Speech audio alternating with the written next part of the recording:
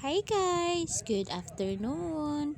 Welcome to my mini vlog. So kay anindot man atong hapon karon. So mag-ready na gyud ta og panihapon. Kay nag-ready naman ako ang pag-umangkon og panihapon. Lipay na kay ne kay after ani mag cellphone. So mao din ni ilahang balay sa akong ate no. Nindot unta siya kaso lang i-demolish man ni sa iyang mama. So sad kayo guys kay dako na kay ning nagasto ni ate ay. So anak gyud na ang life guys, dili gyud tanan swerte.